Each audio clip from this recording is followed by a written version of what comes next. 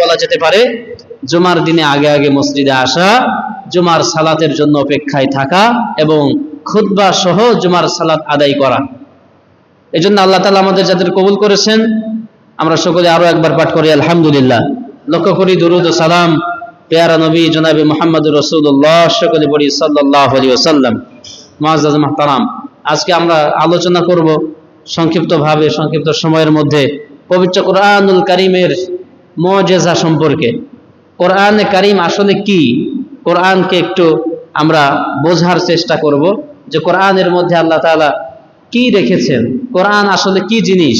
কারণ আমরা অনেকেই মনে করি যে কোরআনে কারীম হচ্ছে শুধু কোনো ব্যক্তি মারা গেলে পরে খতম পড়বার জন্য, মৃত ব্যক্তির মাগফিরাতের জন্য তেলাওয়াত করা বা খতম পড়া, তারাবির নামাজ আদায় করা বা ইত্যাদি ইত্যাদি, এইরকম কিছু নির্ধারিত কিছু ইবাদতের সঙ্গে আমরা কোরআনে কারীমকে হয়তো অনেকেই মনে করি যে এর সঙ্গেই সংশ্লিষ্ট। কিন্তু কোরআনে কারীম হচ্ছে পূর্ণাঙ্গ একটি জীবন বিধানের পূর্ণাঙ্গ একটি বই, একটি গাইড অথবা একটি সংবিধান।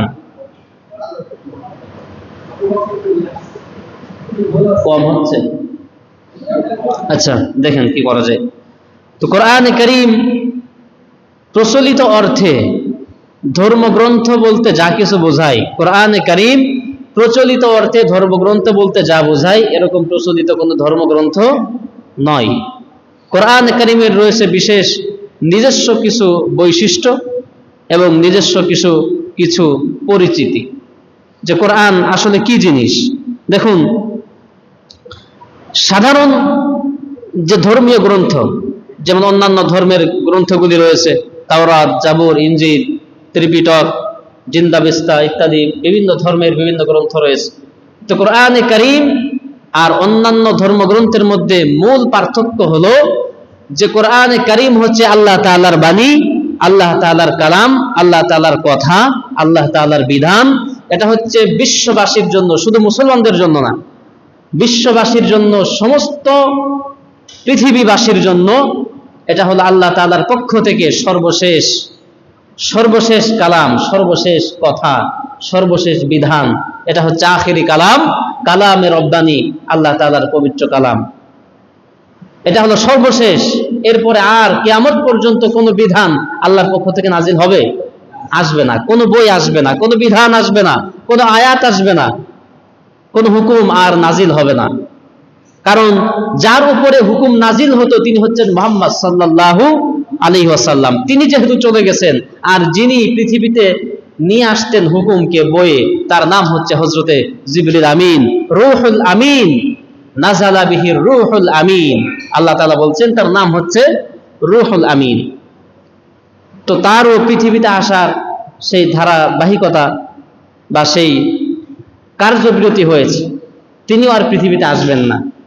এবং যার উপরে কোরআনে কারীম নাজিল হতো তিনিও আর পৃথিবীতে নাই। সুতরাং আল্লাহ তাআলা আখিরি কালাম, শেষ বাণী কোরআনে কারীম। কোরআনে কারীমের আগে, কোরআনে কারীম নাজিল হওয়ার আগে আমরা জানি যে বিভিন্ন ধর্মের গ্রন্থ যেগুলি রয়েছে, বিশেষ করে তাওরাত, জাবুর, ইনজিল, এই কিতাবগুলি সহ বাকি 100 খানা কিতাব, সর্বমোট 100 খানা, 104 খানা আসমানি কিতাব, এই 104টি আসমানি কিতাব আল্লাহ তাআলার পক্ষ থেকে এসেছে। সর্বশেষ যেটা নাজিল হয়েছে তার নাম হচ্ছে কোরআনে কারীম। তার মানে শেষের পরে তো আর কিছু নাই। তো শেষ তো কোরআন, আর অন্যান্য ধর্মীয় বাণীগুলি, ধর্মের গ্রন্থগুলি কোরআনে কারীমের আগে অবতীর্ণ হয়েছে। সুতরাং কোরআন হচ্ছে ফিনিশিং, কোরআন হচ্ছে ফিনিশিং বিধান। এরপরে আর কোনো বিধান নাজিল হবে না, আর পৃথিবীতে আমাদের জন্য বিশেষ কোনো বাণী আর আসবে না। এই কোরআনে কারীম থাকবে কিয়ামত পর্যন্ত, কোরআনের বিধান চলবে কিয়ামত পর্যন্ত। এই জন্য অন্যান্য ধর্মীয় গ্রন্থ আর কোরআনের মূল পার্থক্য হলো এটাই যে কোরআন হচ্ছে আল্লাহ তাআলার সর্বশেষ বাণী, সর্বশেষ গ্রন্থ, সর্বশেষ কালাম। এটা হলো মূল পার্থক্য। এটা আল্লাহ তাআলার কালামের একটি বৈশিষ্ট্য। পবিত্র কোরআনুল কারীমের আর একটি বৈশিষ্ট্যের মধ্যে রয়েছে যে অন্যান্য ধর্মীয় গ্রন্থগুলি মানুষেরা হাত লাগিয়েছে। তাওরাত বলেন, এই যে বর্তমান ইনজিল শরীফ আছে, ওল্ড টেস্টামেন্ট, নিউ টেস্টামেন্ট, দুইটি খণ্ড রয়েছে। এই ইনজিল শরীফের মধ্যে বর্তমান যারা খ্রিস্টান, খ্রিস্ট ধর্মের যারা অনুসারী, তারা ইনজিল শরীফকে ফলো করে, তাদের ধর্মীয় গ্রন্থ। এই ইনজিল মূলত ওই সেই তাওরাত জাবুর ইনজিল, ওই ইনজিলেরই কপি। কিন্তু যেই ইনজিল শরীফ আল্লাহ তাআলা নাজিল করেছিলেন হযরতে ঈসা আলাইহিস সালাতু ওয়াস সালামের উপরে, সেই ইনজিল আজকে পর্যন্ত কিন্তু অক্ষত নাই।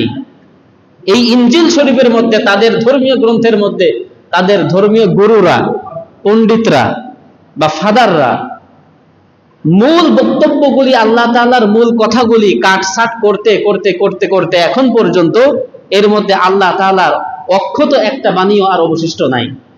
অর্থাৎ ইনজিল শরীফের মধ্যে যেই কথাগুলি, যেই বাণীগুলি, যেই বিধানগুলি আল্লাহ তাআলা পৃথিবীবাসীর জন্য হযরত ঈসা আলাইহিস সালাতু ওয়াস সালামের মারফতে পাঠিয়েছিলেন, সেই ইনজিল আর বর্তমান সময়ের ইনজিল আকাশ পাতাল ডিফারেন্স, আকাশ পাতাল ব্যবধান। কিছু ভালো ভালো কথা সেখানে লেখা আছে, কিন্তু একটা ধর্মীয় গ্রন্থের মূল বক্তব্য যেটি, মূল উদ্দেশ্য যা, সেই উদ্দেশ্য থেকে ইনজিল শরীফ এখন মানে পরিপূর্ণভাবে সেটাকে পার্থক্য করে ফেলা হয়েছে। তো অন্যান্য ধর্মীয় গ্রন্থগুলি তাদের ধর্মীয় নেতারা, ধর্মীয় পণ্ডিতরা, ধর্মীয় যারা ফাদার বলেন, রাবি বলেন, তারা কাটছাট করতে করতে করতে করতে তাদের মন মতো হয়ে গেছে ধর্মীয় গ্রন্থ। মন যা চেয়েছে তারা সেইভাবে এর মধ্যে পরিবর্তন ঘটিয়েছে, পরিমার্জন করেছে। কিন্তু একমাত্র কোরআনে কারীম হচ্ছে সেই কিতাব, সেই ধর্মীয় গ্রন্থ, যেই কোরআনের মধ্যে, যেই ধর্মীয় গ্রন্থের মধ্যে মানুষের পছন্দ হোক বা না হোক, ভালো লাগুক আর না লাগুক, রাষ্ট্রপ্রধান হোক আর যেই প্রধানই হোক না কেন, তার ভালো লাগুক বা না লাগুক, কোরআনের বিধানকে পরিবর্তন করার মতো দুঃসাহস পৃথিবীর আজ পর্যন্ত কারো হয় নাই। হয়েছে কি? হয় নাই। এটা হলো কোরআনে কারীমের একটি বিশেষ বৈশিষ্ট্য। অন্য ধর্মগ্রন্থগুলি অপারেশন করা হয়েছে, কাটছাট করা হয়েছে। কম্বলের লোম বাঁচলে যেমন আর কিছুই থাকে না, শেষে কম্বলটাই হারিয়ে যায়, লোম ছাড়া কিছুই থাকে না, ঠিক অনুরূপ ভাবে অন্যান্য ধর্মগ্রন্থগুলি বাঁচতে বাঁচতে আল্লাহর কথা আজকে শূন্য হয়ে গেছে। কিন্তু কোরআনে কারীম একমাত্র সেই কিতাব, সেই ধর্মীয় গ্রন্থ যার মধ্যে কোনো অপারেশন করা হয় নাই, কাটছাট করা হয় নাই। ভালো লাগলেও যে বিধান আমাদের জন্য আছে, আমাদের ভালো লাগলেও না লাগলেও সেই একই বিধান 1400 বছর আগেও যেই বিধান ছিল, যেই কথাগুলি ছিল লেখা, আজকে 1400 বছর পরে এসেও একই বাণী, একই বিধান, একই হুকুম, একই আহকাম কোরআনে কারীমের মধ্যে বিদ্যমান রয়েছে। এটা হলো আরেকটি বৈশিষ্ট্য। এই কোরআনে কারীমের অসংখ্য অগণিত বৈশিষ্ট্যের মধ্যে আরেকটি বৈশিষ্ট্য হলো এই কোরআনে কারীমের ভাষা, এর সাহিত্যপূর্ণ ভাষা, এর সাহিত্যিক, এর গাম্ভীর্যতা এবং এর মাধুর্যতা শেষ হয় না। কোরআনে কারীমকে আপনি যদি এই কোরআনে কারীম কবিতার মতো পাঠ করতে চান, কবিতার মতো যদি পাঠ করতে চান, তাহলে কবিতার মতো পাঠ করতে পারবেন। যদি এই কোরআনে কারীমকে আপনি ছন্দ আকারে না পড়ে প্রবন্ধ আকারে পড়তে চান, তারও সুযোগ আছে। দেখুন আল্লাহ তাআলা কোরআনে কারীমকে সূরা শামসের মধ্যে বলছেন, কবিতার মতো কত সুন্দর ছন্দ আকারে মিলিয়ে মিলিয়ে আল্লাহ তাআলা বলছেন। আল্লাহ কি বলছেন? ওয়াশ-শামসি ওয়া দুহাহা ওয়াল কমারি ইযা তালাহা ওয়ান নাহারি ইযা জাল্লাহা ওয়াল লাইলি ইযা ইয়াগশাহা ওয়াস সামাই ওয়া মা বানাহা। এই যে যত সামনের দিকে এগোবেন শুধু হা হা হা হা, এই কবিতার মতো ছন্দের মতো মিলিয়ে মিলিয়ে আল্লাহ তাআলা কোরআনে কারীমকে এভাবে লিপিবদ্ধ করেছেন, আল্লাহ তাআলার বানিয়েছে, এভাবেই অবতীর্ণ হয়েছে। তো এভাবে করে লা উকসিমু বিয়াউমিল কিয়ামাহ ওয়া লা উকসিমু বিন নাফসিল লাওয়ামাহ, এই যে শেষে গিয়ে মাহ মাহ হা হা, এভাবে করে একটা শব্দ, একটা স্টাইল, এই যে পাঠ করার একটা সৌন্দর্য, এর ভাষা, এর সাহিত্য, এর মান ফুরায় না, এর সৌন্দর্য ফুরায় না, এর মাধুর্যতা শেষ হয় না। পৃথিবীতে কত ভাষা আছে, পৃথিবীতে 4000-এর উপরে ভাষা আছে। এই ভাষাগুলি, কত ভাষা পৃথিবীতে এসেছে, কত ভাষা হারিয়েও গেছে, কিন্তু যত ভাষাই বলেন না কেন, কোরআনে কারীম আরবি ভাষা এমন একটি ভাষা, যেই ভাষা পৃথিবীর, বর্তমান পৃথিবীর 22টি রাষ্ট্রের স্টেট ল্যাঙ্গুয়েজ, রাষ্ট্রীয় ভাষা কোরআনের ভাষা, অর্থাৎ আরবি ভাষা। বর্তমান পৃথিবীর 22টি রাষ্ট্রের রাষ্ট্রীয় ভাষা হলো আরবি ভাষা, অর্থাৎ কোরআনে কারীমের ভাষা। তো এই ভাষার সাহিত্যপূর্ণ, এর মাধুর্যতা, এর সৌন্দর্য, এর গাম্ভীর্যতা আপনি যতই পড়ুন না কেন ফুরাবে না।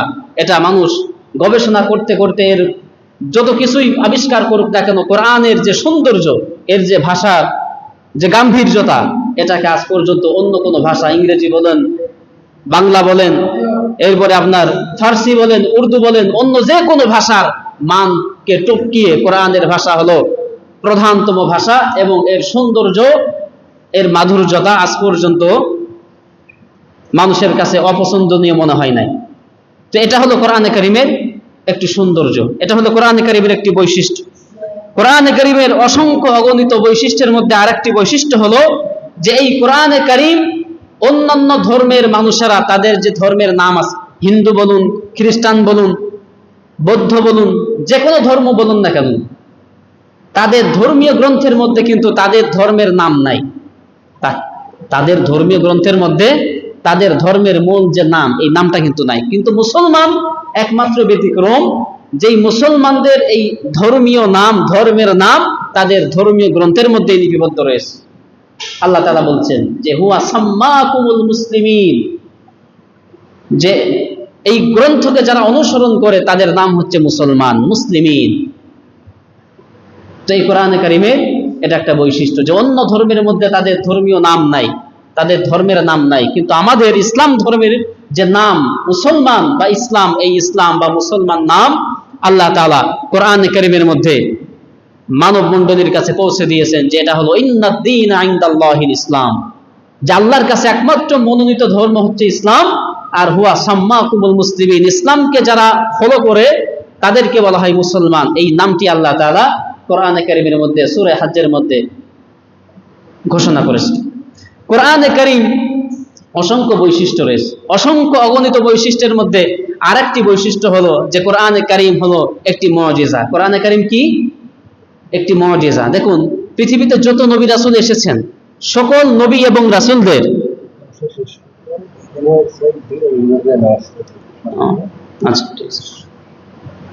কোরআনে কারীম হচ্ছে একটি মুজিজা। মুজিজা বলা হয় সমকালীন যে কোনো পরাশক্তিকে, সমকালীন যে কোনো পরাশক্তিকে যেই শক্তি পরাভূত করে দিতে পারে তাকে বলা হয় মুজিজা। যেমন হযরত মূসা আলাইহিস সালাতু ওয়াস সালামের সময় সবথেকে পরাশক্তি ছিল, শক্তি ছিল জাদুবিদ্যা।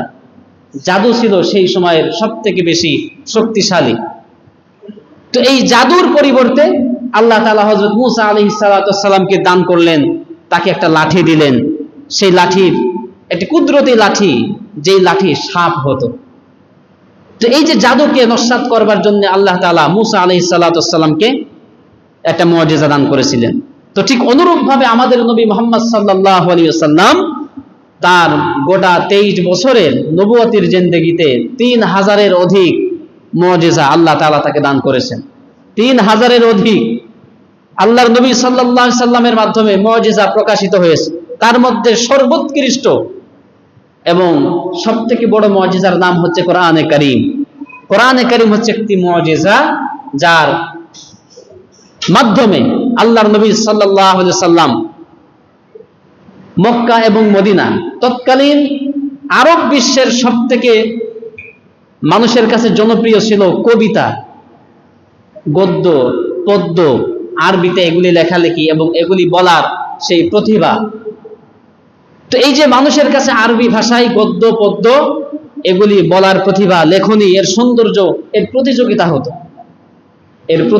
হতো। সেই প্রতিযোগিতার সময় যখন ভাষার প্রতিযোগিতা হতো, আরবি ভাষার সৌন্দর্যের প্রতিযোগিতা যখন হতো, তখন এই কোরআনে কারীম আল্লাহ তাআলা আল্লাহর নবীকে দান করলেন। এই কোরআনে কারীম সবথেকে সকল কবিতা, সকল ছন্দ আর গদ্য পদ্যের মানকে উতরে গিয়ে এই কোরআনে কারীমের মান, মর্যাদা সবথেকে উপরে আল্লাহ তাআলা প্রতিষ্ঠিত করেছিলেন। তো এই কোরআনে কারীম হচ্ছে একটি মুজিজা। অন্যান্য সকল নবীদেরকেও কিন্তু মুজিজা দান করা হয়েছিল। যেমন হযরত মূসা আলাইহিস সালাতু ওয়াস সালামকে লাঠি দান করা হয়েছিল। জাদুকরদের সামনে জাদুকরেরা বলল যে মূসা, আপনি আগে জাদু দেখান। আর আল্লাহর নবী মূসা আলাইহিস সালাতু ওয়াস সালাম বললেন যে না, আমি জাদু দেখাবো না, তোমরা আগে কি জাদু দেখাও, তোমাদেরটা আগে দেখাও। যখন এই জাদুকরেরা তাদের জাদু দেখালো, তখন মূসা আলাইহিস সালাতু ওয়াস সালাম তিনিও আল্লাহর হুকুমে তার হাতের লাঠি ছেড়ে দিলেন। হিয়া হাইয়াতুন তাসআ, বিরাট এক অজাগার সাপে পরিণত হয়ে গেল।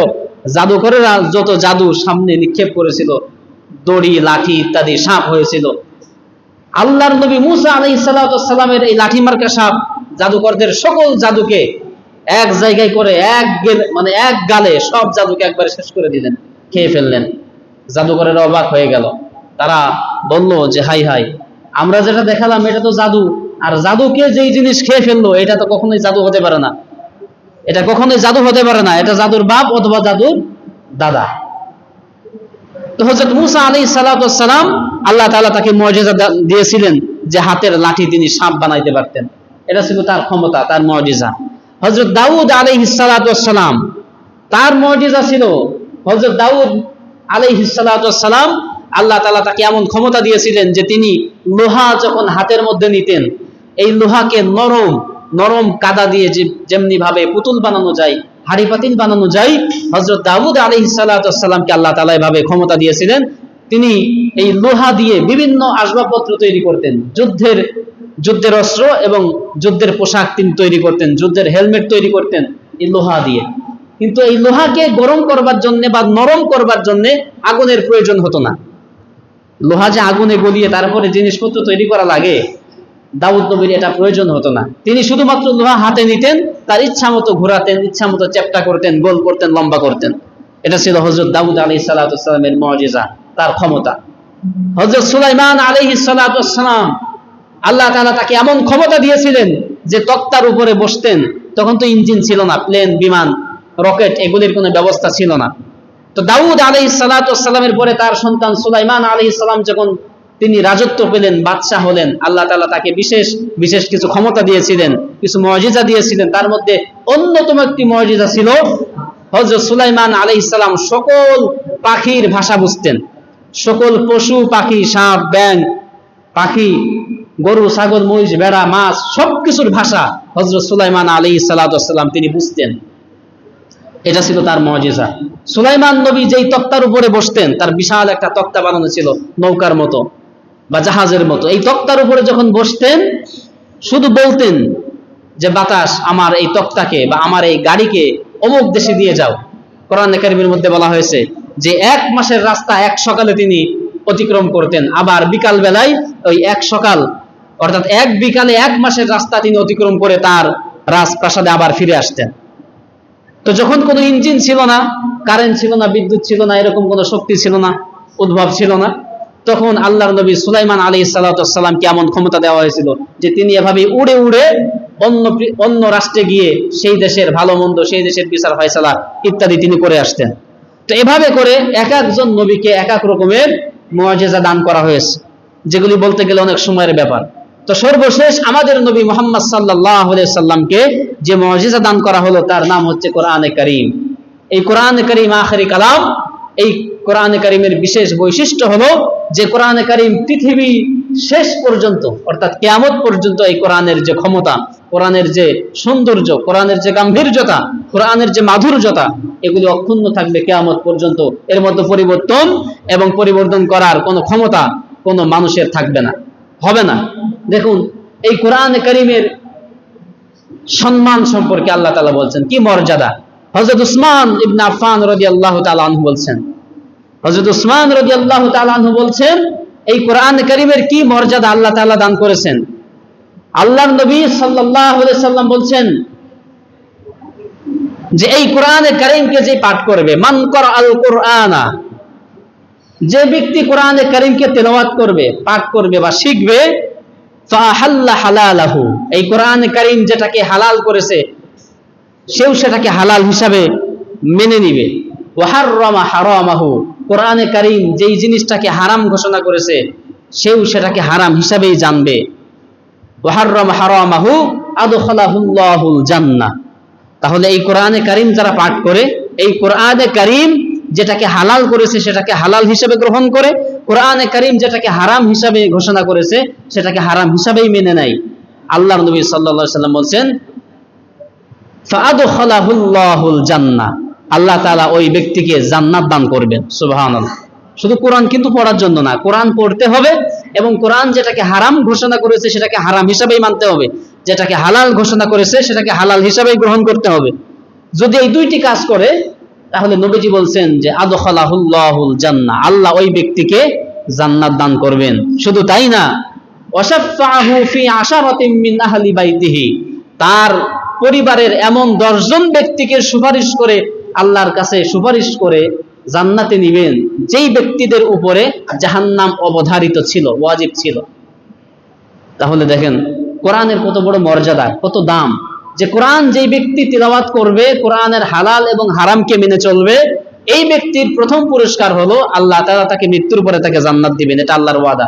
2 নম্বর কথা হলো যে এই ব্যক্তি তার পরিবারের এমন 10 জন সদস্যকে আল্লাহর কাছে সুপারিশ করার পারমিশন পাবেন, যেই 10 জনের জন্য আল্লাহ তাআলা জাহান্নামকে ওয়াজিব করে দিয়েছেন। জাহান্নাম যাবে অবধারিত, এমন 10 জন ব্যক্তির ব্যাপারে আল্লাহর কাছে সুপারিশ করার পারমিশন পাবে যে আল্লাহ অমুক অমুক অমুক তাদেরকে তুমি ক্ষমা করে দাও। বা এইভাবে কোরআন তার ভাষায় আল্লাহর কাছে এই আরজি পেশ করবে।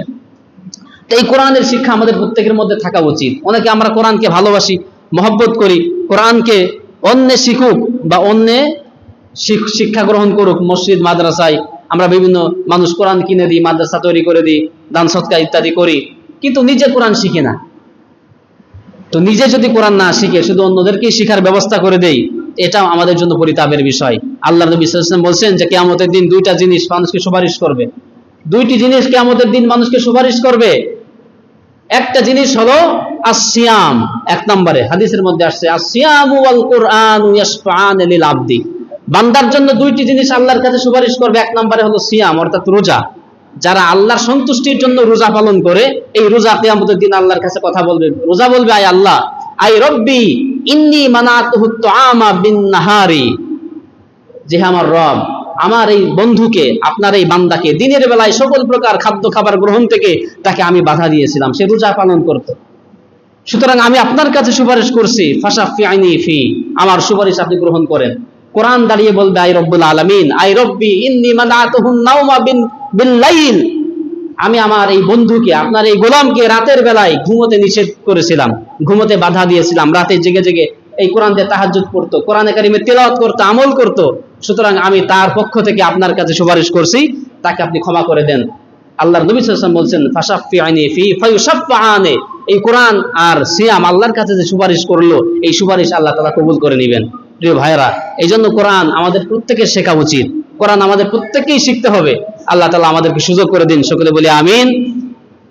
আমাদের সন্তানদেরকে আমরা কোরআন শেখাবো অবশ্যই, যে কোনো মাধ্যমে, যে কোনো উপায়ে, যে কোনো স্থানে আমরা আমাদের প্রত্যেকের সন্তানদেরকে কোরআনের শিক্ষা দেব। আল্লাহ তাআলা আমাদেরকে সুযোগ করে দিন, কবুল করুন, আমিন। ওয়া আখিরু দাওয়ানা আনিল হামদুলিল্লাহি রাব্বিল আলামিন। আপনারা ধৈর্য সহকারে বসুন।